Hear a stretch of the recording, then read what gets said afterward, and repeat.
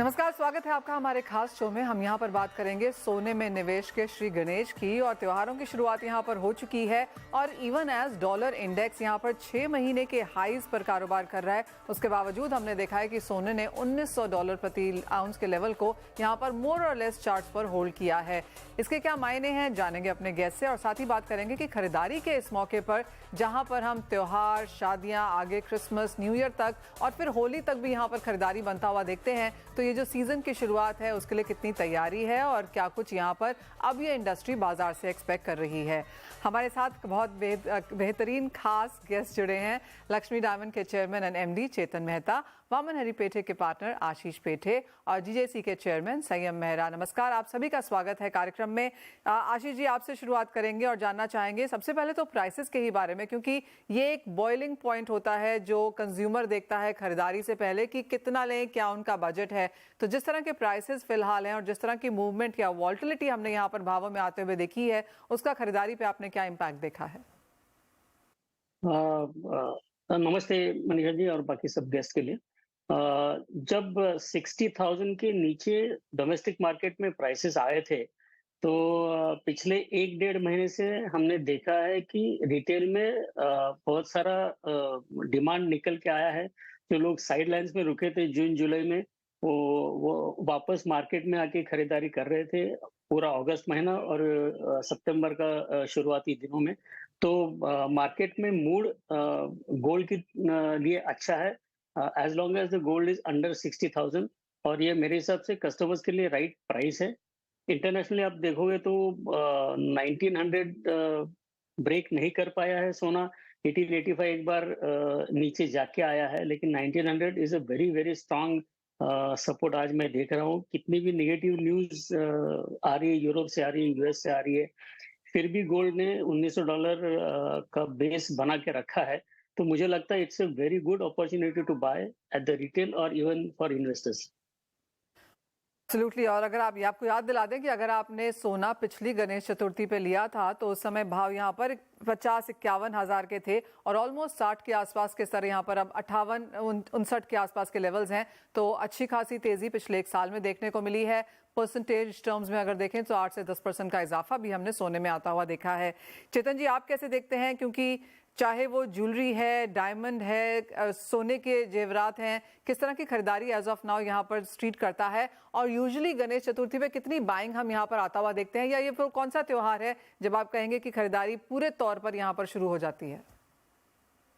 Good morning, नमस्कार मनीषा जी। पहले तो ये गणेश चतुर्थी का मतलब ही है कि वो श्री गणेश होता है। तो श्री गणेश से जो चीजें चालू होगी, वो दिवाली, हमारी क्रिसमस, तो आने वाले बहुत सारे त्योहार है। लेकिन पहले मैं कहना चाहूंगा कि ये जो रेट है, ये गोल्ड रेट बहुत बेहतरीन स्टेबल हुआ है और ये राइट टाइम है परचेज करने के लिए। और मैं ये भी मानता हूँ कि ये गोल्ड रेट अगर दिवाली, दशहरे तक रह गई तो मुझे लगता है कि सोने की भरमार हो जाएगी और पूरा एक इंडस्ट्री में बहुत सोने की जो सेल है वो बहुत इंक्रीज हो जाएगा। लेकिन हाल ही का मुझे लग रहा है कि ये जो प्राइसेस है कुछ दिनों के लिए अभी स्टेबल हुए हैं और थोड़े दिन रहेंगे, और दिवाली के बाद दिवाली के समय प्राइसेस 100% हाई होंगी। लेकिन ये मानता हूँ कि ये जो प्राइस है, ये बेस्ट प्राइस है अभी गोल्ड परचेज करने के लिए। और मार्केट अभी हर जगह से अभी ऐसा हो रहा है कि पहले एक सीजन या त्योहार होता था, अभी क्या हो गया है कि जैसे सबके पास जो अपने इन्वेस्टमेंट के पैसे पड़े हैं, उस हिसाब से लोग अभी अपनी खरीदारी कर रहे हैं। गणेश चतुर्थी में वैसे अगर हम साउथ की डाउन लाइन में करें तो साउथ में हाल ही का इतना उसका गोल्ड परचेजिंग इतना नहीं रहता है। यहाँ पे दिवाली और दशहरे का बहुत महत्व होता है। जैसे नॉर्थ इंडिया में गणेश चतुर्थी का बहुत ज्यादा मान्यता होती है, यहाँ पे इतनी नहीं होती है। लेकिन यहाँ पे प्रिपरेशन जो है वो नेक्स्ट 1-2 महीने के लिए, बिकॉज दिवाली, दशहरा बहुत पास में, बहुत जोरों शोरों से हो रही है और गोल्ड प्राइस इतने अच्छे हैं कि मुझे लग रहा है कि ये अगर स्टेबल हो गए तो मुझे लग रहा है सोने की सोने हो जाएगी वापस। राइट। आशीष जी, जहाँ तक गणेश चतुर्थी की बात है, ऑफ कोर्स महाराष्ट्र, मुंबई से बड़ा फेस्टिवल यहाँ पर कोई नहीं होता। किस तरह की सोने की खरीदारी हम यहाँ पर आता हुआ देखते हैं? गणेश चतुर्थी में जो डिमांड होता है that generally is like a bellwether की आगे मार्केट कैसा जाएगा। वो हमें रिटेलर्स को स्पेशली गणेश चतुर्थी में सेंस आ जाता है। पिछले 3-4 सालों में गणेश चतुर्थी में इतना खासा डिमांड नहीं था सिल्वर का ऑब्वियसली गणेश के टाइम पे डिमांड अच्छा रहता है, लेकिन अदरवाइज गोल्ड का इतना ज्यादा डिमांड नहीं था। लेकिन इस साल जैसे मैंने कहा अगस्त और इनिशियल सितंबर के डेज में हमने अच्छा खासा डिमांड निकला है, लोग आ रहे हैं और सिर्फ गणेश जी के लिए ज्वेलरी नहीं, अपने खुद के लिए भी लाइट और इवन समटाइम्स हेवी ज्वेलरी भी हम खरीदारी देख रहे हैं। तो I think it's a very good sign कि आगे आने वाला सीजन अच्छा रहेगा। पूरा इंडिया का इकोनॉमी अच्छा कर रहा है, तो वो धीरे धीरे परकोलेट होके पूरे नीचे तक पैसा पहुंच जाता है। और लोगों को अगर आगे वाला सीजन उनकी कमाई के लिए अच्छा लगता है, द मार्केट अच्छा लगता है, तो definitely they invest and spend on gold. तो this Ganesh Chaturthi after many years I am seeing good demand, और आगे चल के भी ये डिमांड कंटिन्यू होगा ऐसा लगता है मुझे। एब्सोल्युटली आशीष जी, क्योंकि अक्रॉस एसेट क्लासेस अगर हम देखें तो सभी तबकों की तरफ से यही सुनने को मिल रहा है कि मांग बाजार में अच्छी खासी है। हमने इक्विटी मार्केट्स को ऑल टाइम हाईज बनता हुआ देखा है, लोग मुनाफा घर वहां से भी लेके जा रहे हैं। And across economy, across sectors, चाहे वो एफएमसीजी है, व्हाइट गुड्स है, ज्वेलरी है, सभी कुछ यहाँ पर बेहतर करने की उम्मीद यहाँ पर है। संयम, आप कैसे देखते हैं ओवरऑल मार्केट? क्योंकि हम काफी सारे ज्वेलर्स से बात करते हैं ऑन द चैनल, तो जो सेंस हमें मिल रही है, कुछ लोग मानते हैं कि पिछले साल से 3-4% कमजोर रह सकता है, कुछ का मानना है कि नहीं 4-5% ज्यादा रह सकता है पिछले साल के कंपैरिजन में। आप क्या परसेंटेज देखते हैं, आप किस तरफ बेंड करेंगे? देखिए, गणेश चतुर्थी में हमेशा बाइंग हमारी चालू हो जाती है, इंडस्ट्री की, मार्केट के कस्टमर्स की बराबर हो जाती है। $19-20 होके थोड़ा नीचे भाव जब आए, 1900 तक आया, तो ऐसा लग रहा था कि भाव 1875 के आसपास आ जाएगा। लेकिन जब इंग्लैंड बैंक ने रेट बढ़ाए तो भी एक ही दिन के लिए मंदी आई, तो ये सारे कस्टमर्स जो हैं वो भी पूरा मार्केट देखते हैं। तो वो देखते हुए उनको भी दिख रहा है कि रेट्स इससे ज्यादा अभी $1900 के नीचे आना थोड़ा मुश्किल है, जिस वजह से अभी वो बाइंग का टाइम बराबर आ चुका है और ये पूरा चलेगा। श्राद्ध आएंगी 28 तारीख से लेके 15 अक्टूबर तक, तभी थोड़ा सा रहेगा ग्राहकी कम, लेकिन रेट्स बाइंग के लिए फिर भी रहेंगे। जो बाइंग अभी कर लेंगे कस्टमर्स, उसको फायदा होगा दिवाली तक, क्योंकि 10 अक्टूबर से 15 अक्टूबर से रेट फिर से बढ़ना चालू हो जाएंगे। और अभी ये कस्टमर समझते हैं, हर साल आप देखेंगे कि श्राद्धों का टाइम होता है और गणपति का टाइम होता है, ऐसा बाइंग करने का होता है और लोग बाय करते हैं। ऐसा माना जाता है कि अशुभ है, लेकिन बाइंग करके अपना ज्वेलरी को बुक करके बाजू में रख लेते हैं और डिलीवरी भी थोड़े दिन बाद लेते हैं, रेट भी फिक्स कर लेते हैं, इस वजह से बराबर रहेगी। और पिछले साल से 2 से 3% ग्राहकी बेटर रहने की आशंका है, क्योंकि रिटेलर्स ने काफी तरीके से अपनी तैयारी की है, अपने दुकानों को सजाया है, डिफरेंट तरीके के डिस्काउंट्स और डिफरेंट तरीके की योजनाएं लेकर आए हैं। तो मुझे लगता है कि 2 से 3% बेटर रहेगा पिछले साल से ये महीना। ऑल राइट, तो यानी कि पॉजिटिव क्यूज की यहाँ पर एक्सपेक्टेशन है, 2 से 3% ही सही, लेकिन ऑन द पॉजिटिव साइड यहाँ पर सेक्टर इसे एक्सपेक्ट कर रहा है। आशीष जी, एक और चीज है वो है सॉवरेन गोल्ड बॉन्ड, जिसकी ट्रांच यहाँ पर फिलहाल खुली हुई है।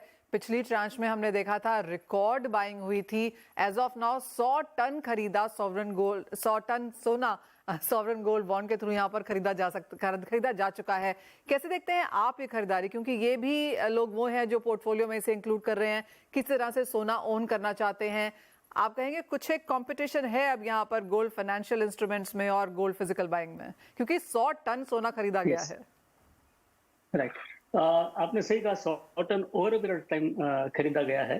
आपने सही कहा। पिछले स्पेशली 2 सालों में मैं ये ट्रेंड देख रहा हूँ कि जो फाइनेंशियली एजुकेटेड या जो इन्वेस्टर कम्युनिटी है, जो म्यूचुअल फंड में इन्वेस्ट करती है, स्टॉक मार्केट में इन्वेस्ट करती है या ब्रोकरेज से जुड़े हुए हैं, उनमें ये जो सॉवरेन गोल्ड बॉन्ड है उसके लिए फेवर धीरे धीरे बढ़ रहा है। स्पेशली उसके जो बेनिफिट्स है वो लोगों को धीरे धीरे पता चल रहे हैं, तो उसके लिए फेवर बढ़ रहा है और आगे भी बढ़ते रहेगा।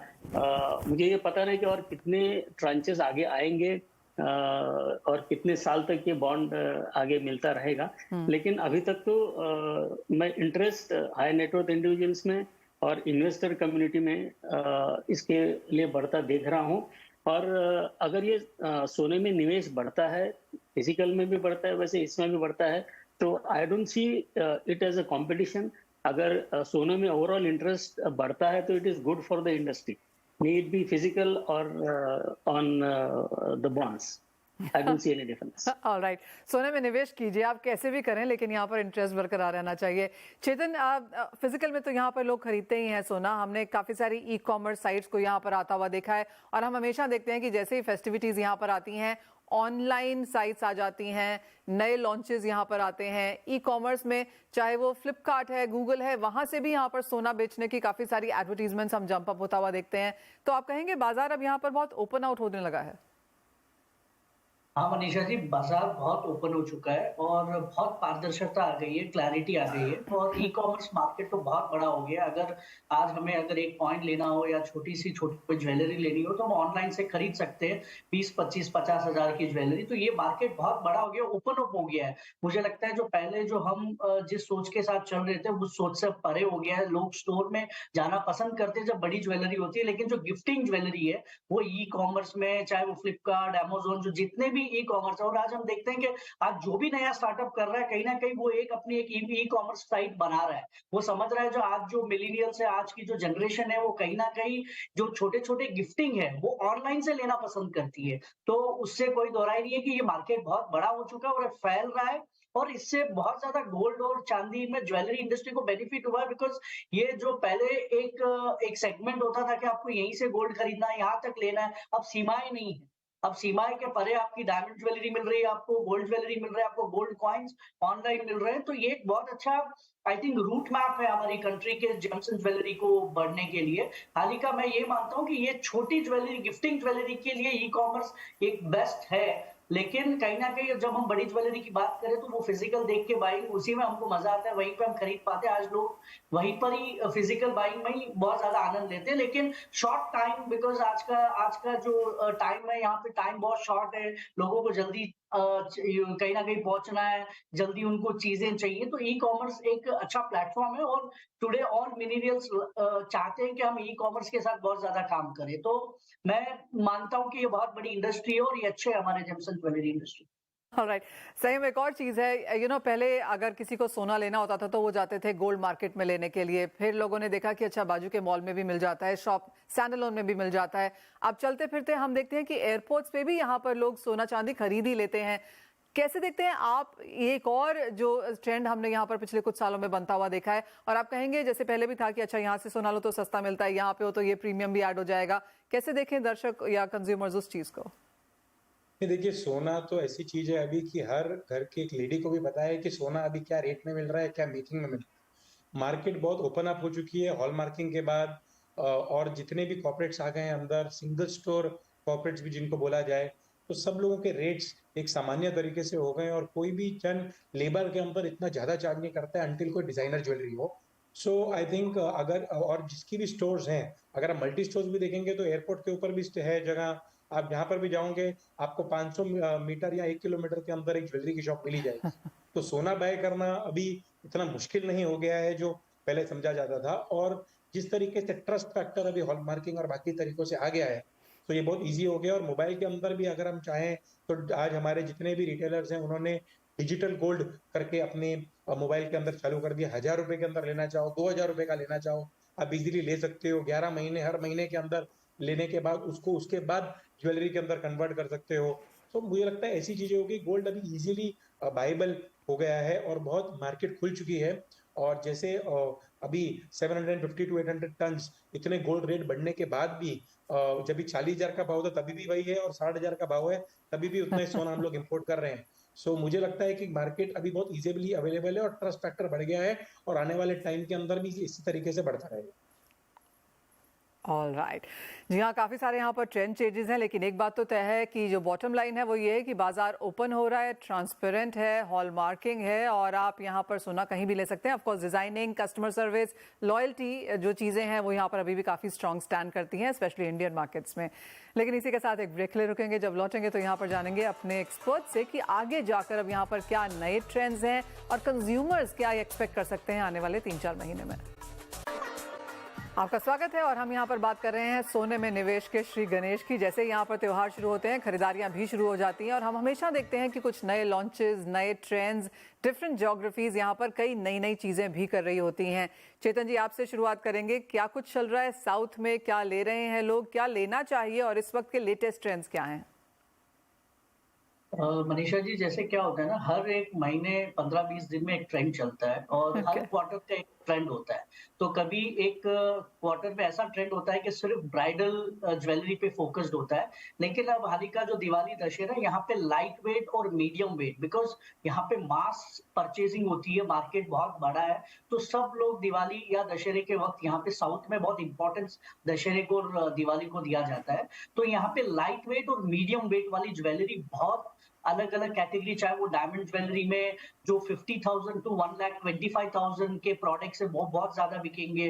गोल्ड में 10 ग्राम्स टू 15 ग्राम्स के जो प्रोडक्ट्स हैं, जैसे 1.5-2 लाख, उसमें बहुत ज़्यादा बिकेंगे। तो साउथ में मीडियम वेट और लाइट वेट की बहुत ज़्यादा तैयारी इस वक़्त चलती है और इस बार हाल ही का लास्ट क्वार्टर, उसमें ब्राइडल ज्वेलरी बहुत बूम में सेल हुई पूरे साउथ में। अगर हम पूरे इंडिया की भी बात करें तो बहुत बहुत बड़े रूप से वो ज्वेलरी सेल हुई। और अब हम देख रहे हैं कि यहाँ पे मीडियम जो है, मीडियम जैसे 1 से 1 लाख, 1.5 लाख, 2 लाख, उस बजट की ज्वेलरी, चाहे वो डायमंड ज्वेलरी में हो या गोल्ड में हो या फिर colour stone, gem stones, precious में हो, तो उसकी तैयारी चल रही है। और मैं ये मान रहा हूँ कि इस बार जिस लास्ट ईयर से हमने जो सेल देखा था, उससे हाल ही का हम 10% सेल 100% ज़्यादा होगा, मेरा ये यकीन है। जैसे मार्केट अभी जो चल पड़ा है, हम जैसे हमने देखा कि फर्स्ट क्वार्टर में कैसा रहा, सेकंड क्वार्टर बहुत बेहतरीन गया और थोड़ा-सा वापस 15 दिन डिप हुआ, वापस ऑन हुआ।